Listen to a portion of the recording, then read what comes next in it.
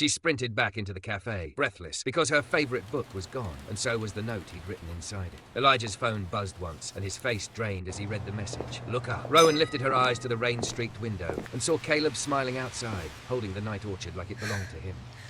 If you've ever loved someone the world didn't understand, like, subscribe, and stay, you're gonna feel this one.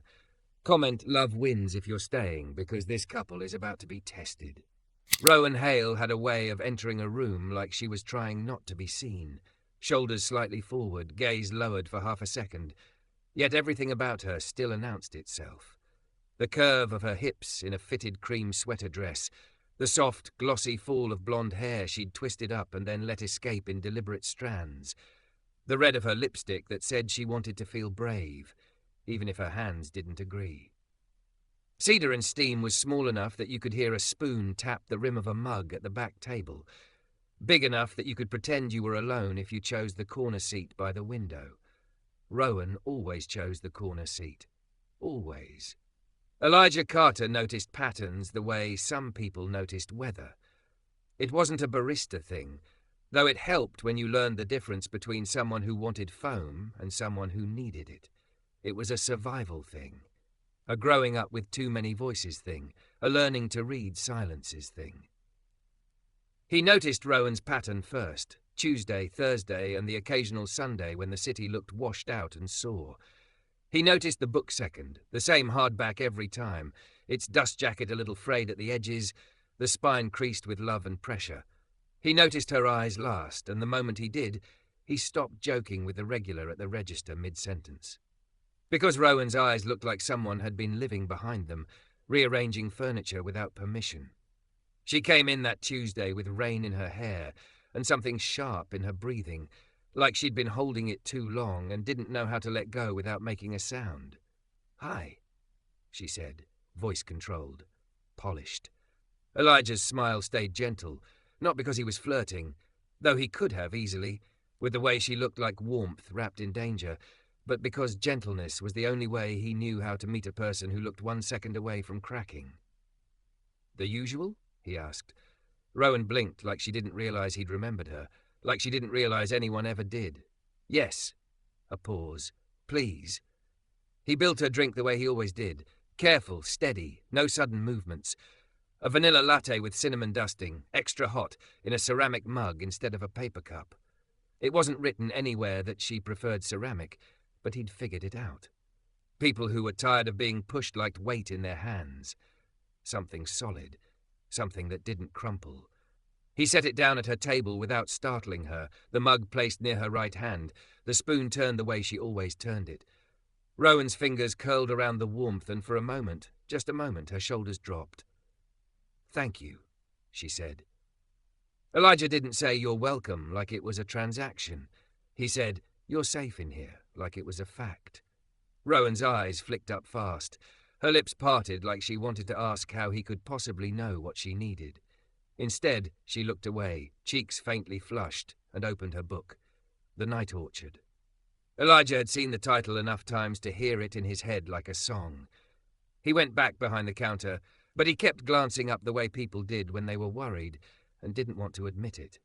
Rowan read like she was hiding inside the pages, like she was trying to become invisible ink. Time moved in small cafe increments, orders, steam, the hiss of milk, the bell of the door, the murmur of people pretending not to listen to each other. Then Rowan's phone buzzed. The sound was tiny, but she flinched like it was a slap. Elijah's hand tightened around the pitcher he was rinsing. He didn't move toward her. He didn't crowd her. He just watched, quietly from the shelter of his counter, while she stared at the screen like it had teeth. Buzz. Rowan's thumb hovered, then pressed. Her jaw worked once, hard. Elijah didn't know what the message said, but he knew what it did. He could see it in the way her breath shortened, in the way she sat straighter, like someone had pulled a string attached to her spine. She pushed the mug away as if warmth was suddenly dangerous. She flipped her book closed too quickly, wildflower pressed inside, shifting like a trapped wing. Her phone buzzed again. Rowan stood. She moved like she was trying to outrun a thought. Elijah was already stepping out from behind the counter, not rushing, not panicking, just present. "Rowan," he said softly, and it was the first time he'd ever used her name aloud. She froze for half a heartbeat, like being named was a kind of intimacy she hadn't agreed to. She turned slightly. Her lashes looked darker than usual, as if she'd touched up mascara in a mirror and lost the fight anyway. "I'm sorry," she said, but the apology wasn't for anything she'd done. It was for existing while being overwhelmed. "You didn't do anything wrong," Elijah replied. "Your book," Rowan's eyes widened. She looked down at the table and realized it wasn't in her hands. Her favorite book, the one she carried like a shield. But her phone buzzed again, urgent, relentless. Rowan's throat bobbed as she swallowed. I'll come back," she lied, because her body said she wasn't sure she'd be allowed. Elijah's instinct screamed to ask Orkney, "Are you okay?" To demand who's doing this to you, to step in between her and whatever was outside. But he had learned something important about people like Rowan. If you pressed too hard, they ran faster. So he only said, "I'll keep it safe." Rowan stared at him for a second, like she didn't believe anyone kept anything safe. Not objects, not promises, not hearts. Then she gave the smallest nod, and she left. The bell over the door chimed brightly, ignorant of the storm it had just escorted out. Elijah stood still for a moment, watching through the window as Rowan crossed the wet sidewalk with careful speed. A black SUV idled at the curb. A man in a dark coat got out, tall, too confident, movements sharp with ownership. Rowan paused when she saw him. Even from inside, Elijah could read the shift in her, the way she made herself smaller without moving an inch. The man leaned in, close enough that Rowan's body stiffened. He said something Elijah couldn't hear, but Rowan's mouth tightened like she'd been bitten. Then the man's gaze lifted, straight through the rain-streaked glass, toward the cafe, toward Elijah. It wasn't curiosity, it wasn't confusion. It was a warning. Elijah didn't look away. The man held his stare for one cold second, then guided Rowan toward the passenger side with a hand at her back that looked gentle but wasn't. Rowan didn't look back. When the SUV pulled away, Elijah's lungs finally remembered how to work. He went to Rowan's table like he was walking toward something fragile. The mug sat untouched, cinnamon still floating on the surface like a last kindness. The chair was pushed back as if she'd left in a hurry. On the table lay the night orchard, closed too fast, bookmark flower still caught between pages like a breath held mid-sigh. Elijah picked it up carefully, as if it could bruise. At the front counter, he set it beside the register where no one could accidentally claim it. Then, without thinking, he opened the cover. Inside, in neat, slanted handwriting, Rowan had written, "If found, please return to Rowan Hale. This book knows me better than anyone." Underneath that sentence, lower and lighter like it had been added later, was something else, something that didn't feel meant for strangers. "And if you read this, don't judge me." Elijah stared at the words until his chest ached. He should have closed it. He should have respected the boundary of ink and paper. Instead, his eyes drifted to the very last pages, the ones most people never noticed. The blank end papers at the back, clean and waiting. He stood there a long moment, pen in his hand, unsure if he was about to do something foolish. Then he wrote, carefully, like he was placing a blanket over someone who had fallen asleep shivering. "Rowan, I won't judge you. But I won't pretend I didn't see you either." He paused, hearing the bell chime again as another customer entered, but his focus stayed on the page. He signed it with just his first name, Elijah. And as the ink dried, his phone buzzed. An unknown number, no name, no context, only a single text that made his blood go cold. "Keep your hands off what isn't yours." "My P," prompt I used. "Write an intense, emotional romance drama, Chapter 1. 1,000 words, where a thick, curvy, sexy white woman, Rowan, leaves her favorite book in a cafe. A black barista, Elijah, keeps it safe and secretly writes a tender chapter inside the book. End on a cliffhanger with an implied threat, cinematic detail, and slow-burn tension." Elijah didn't answer the unknown number. He stared at the screen until it dimmed, then lit again when his thumb brushed it by accident. Like the phone itself was impatient to remind him that somebody out there had decided he was a problem. "Keep your hands off what isn't yours." The words sat in his palm like a bruise. He slid the phone face down on the counter, exhaled slowly, and looked at Rowan's book, where it rested beside the register. He'd moved it twice already, once to the shelf behind the espresso machine, then again to the locked drawer under the till. Like distance and wood and keys could keep a story safe. Outside, rain ran down the window in thin streams. Inside, cedar and steam kept humming, pretending nothing had changed. A couple argued softly over pastries. A college kid typed like his life depended on it. Someone laughed too loud near the condiment bar. Elijah felt like he was the only one who could hear the new sound in the room. Danger, low and patient. Yo E, Marisol, his co-worker with the bright scarf and sharper instincts, leaned in close, wiping her hands on her apron. You good? Elijah's eyes flicked to her, then away. Yeah. Marisol's stare didn't soften. That yeah was for strangers. He didn't want to drag anyone else into it.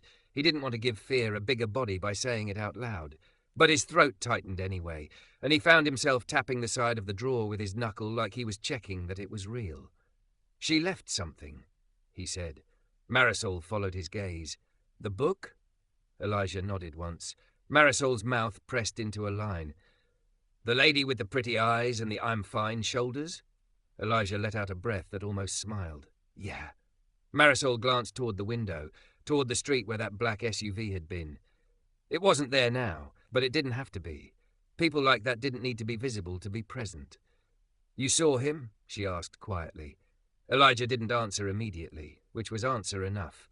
Marisol's hand touched his forearm, brief, respectful, not a grip. If somebody comes in here on some nonsense, you don't handle it alone. You hear me? Elijah nodded again, but his chest still felt tight, because the text wasn't just nonsense. It was a hook, and if you pulled on it, somebody bled. He waited until closing to open Rowan's book again. Not because he wanted to snoop, he didn't, but because that second sentence she'd written kept tugging at him like a sleeve. And if you read this, don't judge me. He sat at the small two-top by the window after the chairs were flipped, the lights dimmed, the cafe smelling like lemon cleanser and warm coffee grounds. The city outside glowed wet and blurred.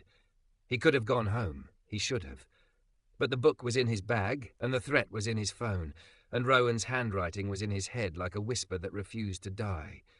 He opened to the back where he'd written his note. The ink had dried clean, the words neat and contained.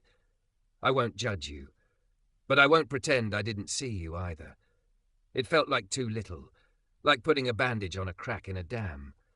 Elijah reached for a pen anyway. He didn't write a love letter. He didn't write a promise he couldn't keep. He wrote something simpler, something he'd learned in life, something he'd learned working this counter, watching people come in starving for kindness and leaving with only what they could carry. If you come back for this, I'll hand it to you. If you can't come back, tell me, and I'll bring it outside. If someone tries to take it from you here, they won't. You don't have to explain. He stared at what he'd written, heart thudding, then shut the book like he'd just crossed a line he couldn't uncross. At home, he locked his door twice. His phone buzzed again at 2:11 a.m. A new message. Don't be a hero. Elijah's fingers curled around the phone so hard his knuckles ached. He typed, "Who is this?" then deleted it. He typed, "Leave her alone," then deleted that too. He set the phone down, sat on the edge of his bed and stared at the wall until dawn began to pale the blinds. When he opened Cedar and Steam the next morning, he kept glancing at the door, like it owed him an explanation. The bell chimed at 9:17. Elijah looked up. Rowan stepped inside like she'd been pushed. She wore an oversized grey hoodie this time, leggings, boots without heels. Her hair was pulled into a messy claw clip, strands loose around her face. The lipstick was gone. The mascara looked smudged at the corners, as if she'd tried to wash away evidence and missed a few stubborn marks. But she was still Rowan, thick, curvy, breathtaking, in a way that had nothing to do with effort and everything to do with presence. Her eyes found Elijah and held him like a plea. He didn't move too fast. He didn't rush around the counter. He just placed both hands flat on the surface, open, visible, so she could read his body before his words. "Hey," he said softly. Rowan swallowed. "Hi." Her voice shook on the second breath like it didn't want to betray her. Elijah nodded toward the corner table by the window, her table. "Do you want to sit? I can bring it to you." Rowan's gaze dropped to the counter. "My book." "It's safe," he said, a hard blink. Her mouth trembled and she pressed her thumb into the side of her palm, grounding. "Thank you." Elijah turned, unlocked the drawer slowly, and pulled out the night orchard like he was carrying something living. He didn't slide it across the counter where anyone could see. He didn't hold it out over the space between them like a challenge. He stepped around and set it on the table where she'd always read. Then he placed her mug beside it. Vanilla latte, extra hot, cinnamon dusting. Like muscle memory could offer comfort when life refused. Rowan sat, hands hovering over the book without touching it at first. Elijah stayed standing, a few feet away, close enough to help, far enough to give her air. Rowan's fingers finally landed on the cover. She drew it toward her slowly, then paused. He checks my things, she whispered, barely audible over the espresso machine starting up. Elijah's spine went still. Who? Rowan's throat bobbed. I shouldn't. You don't have to, Elijah said immediately. You don't have to tell me anything you don't want to. Rowan's eyes squeezed shut for a second, then opened again, glassy. But I left it, and then I panicked. And then her voice snagged. He didn't like that I panicked about a book. Elijah's hands flexed at his sides. He kept his voice low. I saw him. Rowan flinched, not because she doubted him, but because the truth hurt. He thinks everything I love is something he can punish me for, she said, and the words finally fell out like stones. Elijah's jaw tightened. Rowan, she opened the book. Her eyes moved fast, past the title page, past her own handwriting, until they reached the back where Elijah's note waited. Rowan read it once, lips barely moving. Then she read it again. The cafe noise seemed to fade around her like the world was respectful enough to step away. Rowan's breath hitched, and tears slipped down her cheeks in silent streaks that made her look younger and more exhausted at the same time. She covered her mouth with her hand, as if to keep the sound inside. Elijah didn't touch her. He didn't reach across the table. He just crouched slightly so his voice didn't loom. I meant it, he said. All of it. Rowan shook her head, small and broken. You don't even know me. Elijah's eyes held hers.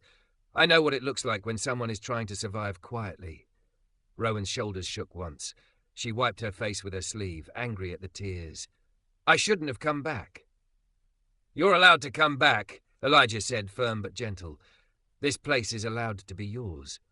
Rowan stared at him like she wanted to believe that, like believing it might get her hurt.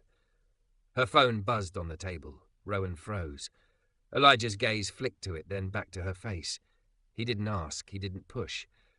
Rowan's hand trembled as she turned the screen. Her eyes widened. The colour drained from her face so fast it was like watching a light go out. Elijah's stomach sank. What is it?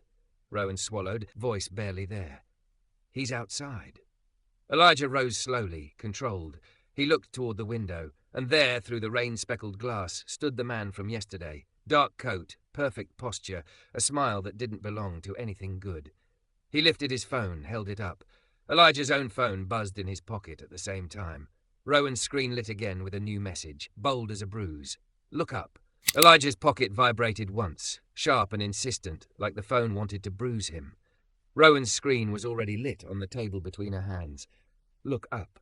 Her breath caught, small and panicked, and Elijah felt it like a tug on a wire inside his chest. He followed her gaze to the window. The man stood just beyond the rain-speckled glass, too still for someone waiting. Dark coat, clean lines, a smile that didn't reach his eyes. He lifted his phone again, like a director cueing a scene, like the street belonged to him. Elijah kept his movements slow. He placed both hands on the edge of the table, open palms, visible, nothing sudden, then leaned down just enough that his voice wouldn't carry. Do you want to leave? He asked Rowan quietly. We can go out the back. Rowan's eyes flicked to the hallway that led to the restroom and storage room, then back to the window like it was a locked door. Her throat worked. If I run, he'll punish me later. Elijah's jaw tightened, but his tone stayed steady. Then we don't run. We choose. Rowan swallowed, and for a heartbeat she looked like she wanted to fall apart right there. Hoodie sleeves pulled over her hands, nails pressing into her palms like she was trying to anchor herself. The bell over the cafe door chimed. Rowan flinched so hard her chair scraped. Elijah turned. The man had stepped inside like he owned the air. He didn't shake rain from his coat. He didn't glance around like a customer. His eyes went straight to Rowan, then slid to Elijah, taking his measure with a quiet cruelty. Rowan, the man said, voice smooth as polished stone. There you are. Rowan didn't answer. Her fingers tightened around the edge of the book like it was the only thing keeping her in the room. The man's smile widened. I was worried. You disappeared. Elijah stayed between them without making it a show. He didn't block Rowan like she was property. He just made himself present, a boundary shaped like calm. Can I help you? Elijah asked. The man's gaze flicked to Elijah's name tag and lingered like it tasted bitter. I'm sure you think you can. He stepped closer, far enough that most people wouldn't notice, close enough that Rowan's shoulders rose instinctively. I'm Caleb Wren. He looked at Rowan again, softening his voice into something that could pass for concern if you didn't know what to listen for. Sweetheart, you left your favorite book. That's not like you. Rowan's lips parted, then closed. Her eyes stayed on the table. Caleb's attention sharpened. Did you hear me? Elijah answered for the space Rowan couldn't find. The book is hers. She's here for it. That's all. Caleb finally smiled directly at Elijah, all teeth, no warmth. And you decided to, what? Keep it safe? How noble. Rowan's fingers trembled against the cover. Caleb's gaze dropped to the book, then to Rowan's hands. Give it to me. Rowan's head snapped up. No. The word came out small, but it landed like something newly alive. Caleb's smile faltered for half a second. Then it returned, sharper. Rowan, he said her name like a warning. Don't start. Elijah felt the air change. He could almost hear the room leaning in, customers quieting, espresso machine hissing like a nerve. Rowan pulled the book closer to her chest. Her voice shook. It's mine. Caleb took one more step. And you are? Elijah. Marisol's voice cut in from behind the counter, bright and deliberate. She appeared beside the pastry case with a dish towel in her hand like a casual prop, but her eyes were hard. You want me to call the manager? Caleb didn't look at her. He didn't have to. His world didn't include people who didn't matter to him. He looked at Elijah again, almost amused. This is adorable, truly. Rowan's breathing started to stutter, short, shallow. Her thumb pressed into her palm the way she always did when she was trying not to unravel. Elijah lowered his voice. Rowan, look at me. Rowan's eyes flicked to him, wet and furious with fear. In, Elijah said softly. Hold. Out. Rowan tried. She did it badly at first, like her lungs didn't trust the instruction, but on the second breath her shoulders dropped a fraction. Caleb watched it happen and his jaw clenched, as if watching Rowan calm down was an insult. He reached for the book. Rowan jerked back. Caleb's hand changed direction and caught her wrist instead. Fast, practiced, not violent enough to look violent, just firm enough to remind her who he thought he was. Rowan's face went white. Elijah didn't grab him. He didn't lunge. He straightened slowly, and his voice dropped into something that made the whole counter area feel colder. Let her go, he said. Caleb turned his head slightly, like he was listening to a child. Elijah kept his hands visible, palms open. Now. Caleb's grip tightened. Rowan's breath hitched. Marisol moved 2 steps closer, phone already in her hand. I'm calling the police. Caleb smiled without looking away from Elijah. Go ahead. His eyes glinted. I love paperwork. Rowan's voice cracked. Caleb, stop. Don't, Caleb said, still holding her wrist. Don't say my name like I'm the problem. Elijah felt something hot in his chest, but he kept it behind his teeth.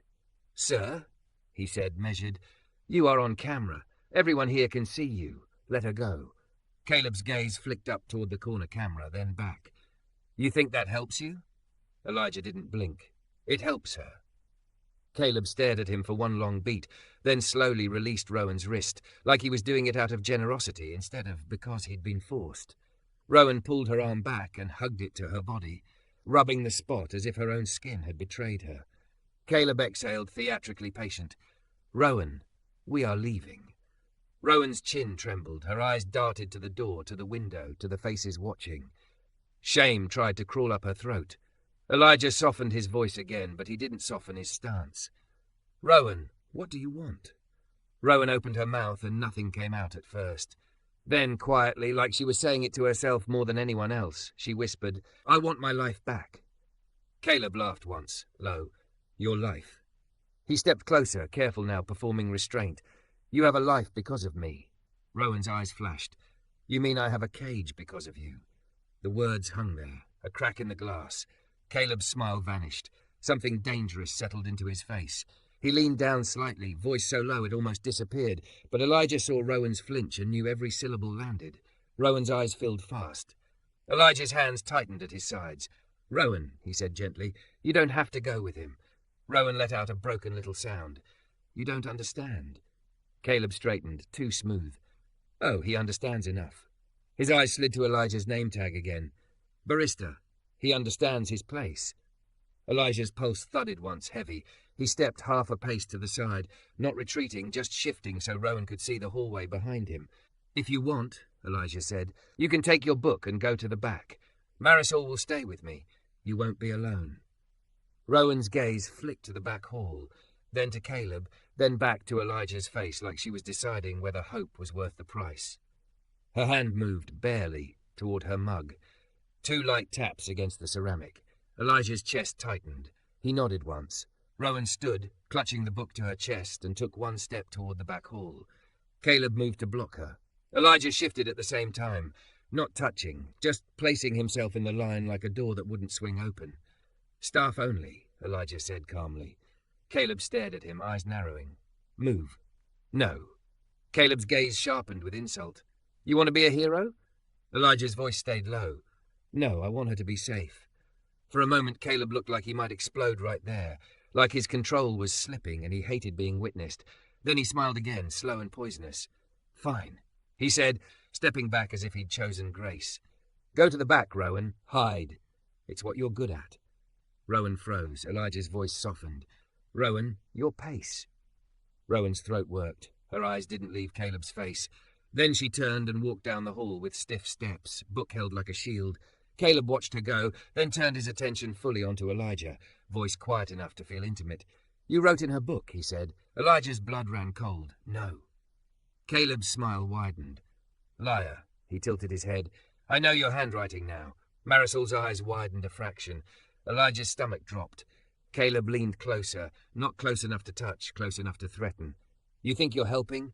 You're making her harder to handle." Elijah didn't move. "Leave." Caleb's eyes gleamed. "This cafe is leased. People make calls. People lose jobs." He paused. "People learn consequences." Then he pulled his phone from his pocket, typed with one hand, and showed Elijah the screen. An outgoing message, ready to send. A photo of Elijah at the counter, taken from outside through the window. Under it, 1 line, "I want his address." Elijah's heart hit his ribs. Caleb smiled like a man setting a match down beside gasoline. "Tell Rowan to come out. Tell her to behave, or I start writing chapters of my own." And somewhere in the back hallway a door clicked. Soft, final, as Rowan tried to lock herself into a space that had never been built to hold safety. Elijah didn't move when Caleb held up the phone. He let the cold settle where it wanted, behind his ribs, along his spine. And then he did what he'd trained himself to do in every tense moment life had ever thrown at him. He made his body readable. Hands open, shoulders down, voice low. "You're threatening me," Elijah said calmly. "In front of witnesses, on camera." Caleb's smile stayed in place like it had been stitched there. "I'm having a conversation." Marisol's phone was already at her ear, her back half turned like she was calling about a delivery. But Elijah saw the tightness in her jaw. "Yes," she said into the receiver, too casual to be casual. "We need an officer at Cedar and Steam. A man is harassing a woman and threatening staff. He won't leave." Caleb's eyes flicked to her at last, not startled, annoyed, as if the world should have asked permission before involving consequences. He took a slow step toward Elijah. "You think cops scare me?" Elijah didn't step back. He didn't step forward. He held the line like a door that wouldn't swing. "No," Elijah said. "I think accountability does." That hit something in Caleb's face, just for a blink. Then the charm returned, smoother. Caleb lowered his phone and glanced toward the hallway where Rowan had disappeared. "Rowan," he called, voice loud enough to carry. "Come on, let's go. You're making a scene." Elijah heard the softest movement from the back, like fabric shifting against a wall, like someone holding her breath so tightly even sound felt unsafe. Caleb looked back at Elijah, eyes shining with insult. "She always hides when she's embarrassed. It's her thing." Elijah kept his tone flat. "She didn't hide. She got away from you." Caleb chuckled like Elijah had told a joke. "Away. That's cute." Marisol's gaze met Elijah's over the pastry case. She tilted her phone a fraction, letting him see the dispatcher still on the line. She wasn't alone. He wasn't alone. Elijah's pocket buzzed again. He didn't have to look to know it was the unknown number. He didn't reach for it. Instead, he reached behind the counter and hit one button that made the cafe feel different. A small light blinked near the register, the security recording indicator. It had been recording all day, but the visible light made people behave. Caleb's eyes darted to it and narrowed. "Elijah," Caleb said, voice quieter now, more intimate, more poisonous. "You don't know what you're poking." Elijah leaned forward slightly, not aggressive, just present. "I know what I saw. I saw her flinch. I saw you grab her wrist. I saw you threaten." Caleb exhaled as if bored. "You saw nothing you can prove." Elijah's eyes stayed steady. "We'll see." Caleb's jaw worked once. His gaze slid toward the back hallway again, and the patience cracked. "Rowan," he called, sharper. "Now." In the back, Rowan pressed her forehead to the cool metal of the storage room door and tried to remember where her breath was supposed to go. Her wrist ached where his fingers had been. Not pain, worse. Memory. She clutched the night orchard to her chest like it was the only thing in the building that belonged to her. Elijah's notes were there. She'd read them 3 times already, like rereading could turn kindness into armor. You don't have to explain. You're safe here. Your pace. Her throat burned. Rowan slid down the wall until she sat on the floor. Her hoodie sleeves covered her hands. Her thumb pressed into her palm so hard it left a half moon. Her phone buzzed again. She didn't want to look. She looked anyway. A new message. Same unknown number. "Don't make him your hero. You know how this ends." Rowan's chest tightened until she couldn't tell if she was breathing or just trying. Her gaze dropped to the book. Blank pages waited at the back like they'd been built for confession. Rowan pulled a pen from her bag with fingers that trembled, then stared at the paper as if it might bite. She hadn't written anything honest in years. Everything honest had been trained out of her and replaced with "I'm fine." But Elijah had written first. He'd taken the risk of being kind where kindness could cost him. Rowan swallowed, and then she wrote. Not a masterpiece. Not poetry. Truth. "Elijah, if he takes this book, he will take what you wrote. And if he takes what you wrote, it will be like nobody saw me. Thank you for seeing me anyway. If you hear me go quiet, it's not because I want to." Rowan no. Her hand shook so badly the last letter wobbled. She pressed the page with her palm like she could flatten the fear into the paper. Outside the storage door, the cafe sounded muffled. Voices, the espresso machine, the bell. Then Caleb's voice rose again. Closer now. Rowan froze. Footsteps. The storage room handle jiggled once. Rowan's breath stopped. "Locked?" Caleb muttered, irritation threading through. Rowan clamped her hand over her mouth as if her own breathing could betray her location. A heavier tug on the handle. "Rowan," Caleb said, sweetness forced thin. "Open the door." Rowan couldn't move. On the other side, Elijah's voice cut through, steady as a hand on the middle of someone's back. "Sir," Elijah called, louder now, "step away from the staff area." Caleb's response was a low laugh. "You want to tell me where I can and can't go?" "Yes," Elijah said, crisp. "Right now, away from that door." Rowan squeezed the book tighter. She could feel her heartbeat in her throat. Then Marisol's voice, sharp like a match strike. "He's trying to get into the back." "Yes, I'm still on the line." A pause. Rowan heard it. Something she hadn't heard in a long time. Caleb hesitating. Not because he was kind. Because witnesses made him cautious. Rowan blinked hard. Tears slipped down and she didn't wipe them. The shame tried to flood her again. "You're dramatic. You always overreact. You make people uncomfortable." But Elijah's note came back to her like a rope. "I won't judge you." Rowan stood slowly. The storage room smelled like cardboard and coffee beans and bleach. It felt like a closet in someone else's house. Small, borrowed, temporary. She didn't want temporary anymore. Rowan tucked the book under her arm, wiped her cheeks with her sleeve, and opened the door. The hallway light made her eyes sting. Caleb turned toward her immediately, relief and fury dressed up as affection. "There you are," he said, voice soft. "Come on, let's go home." Rowan stared at him. Her wrist throbbed as if her skin remembered his claim.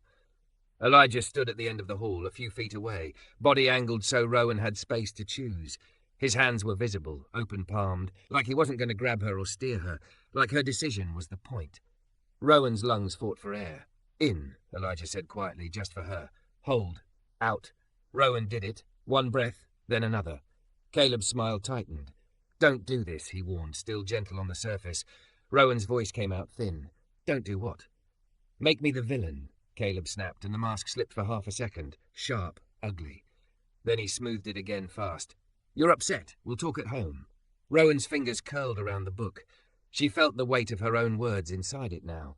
I'm not going home with you, she said. The cafe went quiet, like the room itself leaned forward to hear if she would take it back. Caleb stared at her as if she'd slapped him. Excuse me? Rowan's chin trembled. Her knees felt like they might fold, but she stayed upright. I said, she repeated louder, I'm not going home with you. Caleb's eyes flicked to Elijah, then back to Rowan. His voice dropped to something lethal. Rowan, don't. Rowan's heart hammered. Stop telling me what to do.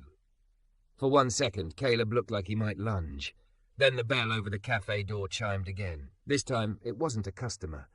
2 officers stepped inside, rein on their shoulders, posture professional, eyes scanning. Marisol exhaled like she'd been holding her breath for 10 minutes straight. Caleb's expression changed instantly, charm sliding over threat like a silk cover over a blade. Officers, he said warmly. This is ridiculous. My girlfriend is having an episode and these people are escalating. Rowan's stomach dropped, old panic rising.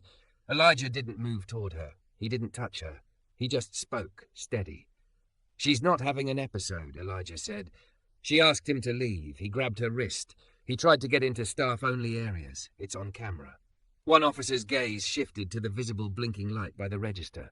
Rowan's mouth went dry. She forced words out anyway. I want him to leave, she said, voice shaking, and I want him to stop contacting me. Caleb's smile sharpened. Rowan, sweetheart. I'm not your sweetheart, Rowan cut in, and the sound of her own refusal made her eyes sting again. The officer nodded, calm. Ma'am, are you saying you don't consent to him being here with you? Rowan swallowed. Her whole body wanted to shrink, to apologize, to smooth this over. Instead, she looked down at the book in her arms, at the place she'd written the truth, and she heard herself say, no. Caleb's eyes flashed. Elijah's phone buzzed in his pocket again, like a countdown. And as one officer stepped closer to Caleb, Caleb's gaze locked onto Elijah. Cold promise, no smile at all now. You're going to regret this, Caleb said softly. Then Rowan's phone lit up in her hand with a new message from the unknown number. One line that made her blood turn to ice. We're already at your apartment. Rowan's phone glowed in her hand like a small, cruel spotlight. We're already at your apartment. For a second, everything inside Cedar and Steam went underwater. The hum of the fridge, the rain at the window, Marisol's sharp inhale, the officers' calm voices folding into a distant blur. Rowan's knees tried to give out. She caught herself on the edge of the table, fingers white around the wood. Elijah didn't touch her. He didn't grab her elbow. He didn't take the phone. He just angled his body so she had room to breathe and spoke low enough that only she could hear. In, he said. Hold. Out. Rowan tried. The inhale came ragged, like her lungs didn't believe they were allowed. Caleb's face, meanwhile, was a masterpiece of performance. Eyes wide, palms open, the wounded boyfriend routine already loaded. Officers, please, he said smoothly. She spirals. She has anxiety. She reads into things. I'm trying to help her. Rowan's stomach turned. That line had been used on her so many times it felt tattooed in her bones.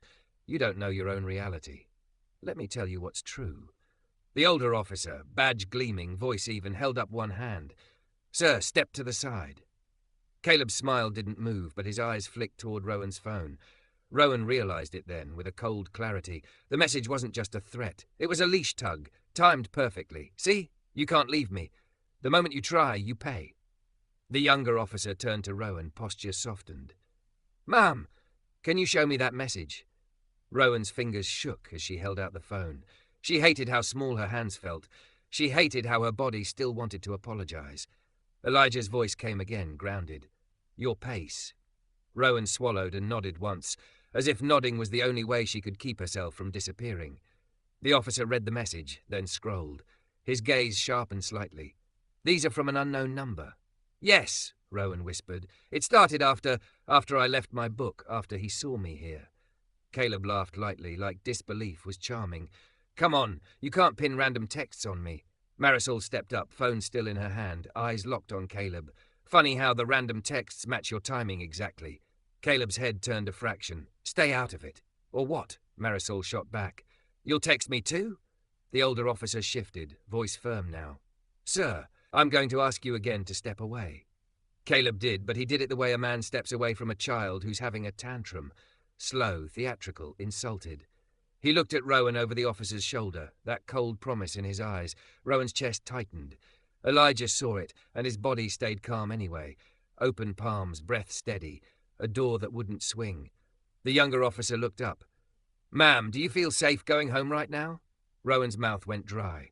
Home. The word didn't mean warmth anymore. It meant checking locks twice. It meant the sound of keys in the hall making her stomach drop. It meant Caleb standing too close in her kitchen, smiling while he ruined her peace. Rowan's gaze dropped to the night orchard tucked under her arm, the weight of her own handwriting inside it now. If you hear me go quiet, it's not because I want to. No, Rowan said. The word came out shaky but true. I don't. The older officer nodded. Okay, here's what we can do. We can escort you to your apartment to check the situation. If you need to collect essentials, we can stand by while you do. And if you want to make a report for harassment, we can start that now. Rowan's eyes stung. The kindness was almost worse than cruelty, because it reminded her what she'd been living without.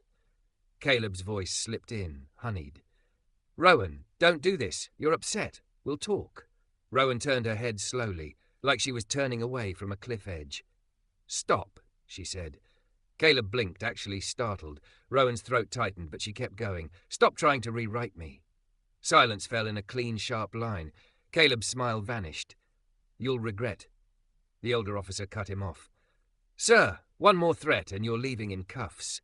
Caleb's jaw flexed, but he held it. He was always careful when eyes were on him.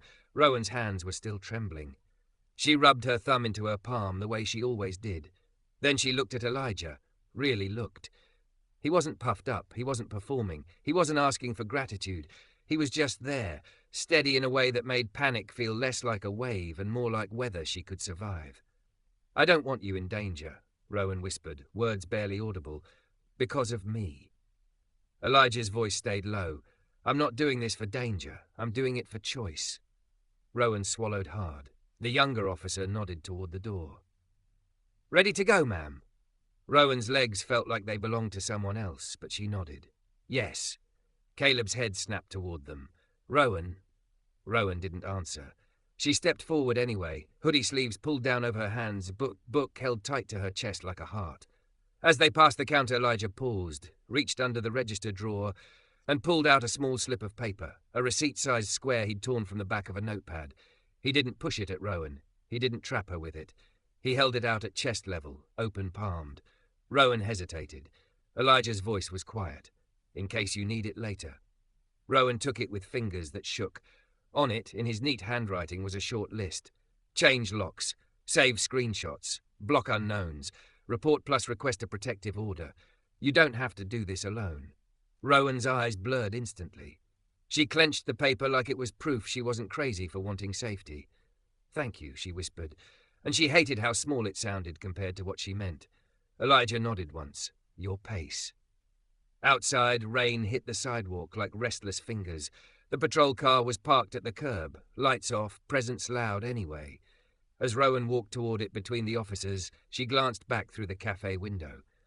Caleb stood inside, face blank, hands in his pockets like a man waiting for a bus, not a man who had spent years making sure her world stayed narrow. When Rowan's gaze met his, he smiled again. Just a little. Rowan's stomach turned. Elijah stepped into view behind the glass, not close to Rowan, not claiming her, just visible. Caleb's smile faded. Rowan's throat tightened. She turned away before fear could pull her backward. Her apartment building looked the same as it always did. Grey lobby tile, a potted plant dying quietly by the mailboxes, the elevator mirror smudged with fingerprints, but Rowan's body knew better than her eyes. Her skin crawled as if it could feel being watched. On the third floor, the younger officer held up a hand. Stop right there. Rowan's heart slammed. The officer crouched by her door, examined the lock, the frame. Then he stood and spoke into his radio. The older officer's posture shifted, wider, protective, careful. Rowan's breath came short again. Elijah wasn't there. He was back at the cafe. and the absence hit her like a wave. This is what it looks like when you step away from the only steady thing you've felt in a long time. The older officer turned to Rowan. "Ma'am, your door's been tampered with. Not forced fully, but scratched around the lock. Could be intimidation." Rowan's mouth went numb. "So, they were here?" The officer nodded. "Maybe, or someone wanted you to think they were." Rowan's knees went weak. "In," she whispered to herself, remembering. "Hold, out." The younger officer stepped closer, voice gentle. "Do you want to go in?" Rowan stared at the door like it was a mouth. Rowan swallowed. "I need my things, just basics." "Okay," the officer said. "We'll go in first." They entered, checked the rooms. Nothing obvious was missing. Nothing was broken. But Rowan could feel the violation anyway, the way her safe space had been treated like a message board. On her kitchen counter sat something that hadn't been there that morning. A single cinnamon stick, placed carefully beside her mug rack. Rowan's stomach lurched. Caleb didn't need to smash anything. He just needed to prove he could reach her anywhere. Rowan's eyes filled, and this time she didn't try to hold it back. She pressed the book to her chest, breathing hard. The older officer looked at her, understanding sharpening. "Ma'am, I strongly recommend you do not stay here tonight." Rowan's voice shook. "I don't have anywhere." She stopped. That wasn't true. She had somewhere. Not a bed, not a promise, not a relationship, but a place where she'd been seen without being owned. Rowan fumbled for her phone and typed with trembling thumbs. Marisol. She didn't have Marisol's number. She stared at the screen, then opened a new message. Unknown number still pulsing in her mind, and instead she searched the cafe page for the contact line. It was ridiculous. It was desperate. Then she remembered the receipt slip Elijah had given her. At the bottom was a number. Rowan's throat tightened as she typed it in. Her finger hovered over call. She didn't want to pull him into her chaos. She didn't want to become a burden. She didn't want to be the reason he got hurt. But the other voice in her, small, new, stubborn, whispered, "You're allowed to ask." Rowan hit call. It rang once, twice. Then Elijah answered, voice low, careful. "Rowan?" Rowan broke on his name. "Just a little. Enough." "I'm sorry," she whispered, tears slipping down. "I'm sorry for calling like this. She swallowed. "They were here, or they wanted me to think they were. I can't." Her breath hitched. "I can't sleep in this place." There was a pause, not hesitation, not annoyance. Just Elijah taking in the weight of what she'd said. "Okay," he replied softly. "Where are you right now?" Rowan wiped her face with her sleeve, voice shaking. "My apartment, with officers." "Good," Elijah said. "Stay with them." Rowan's chest tightened.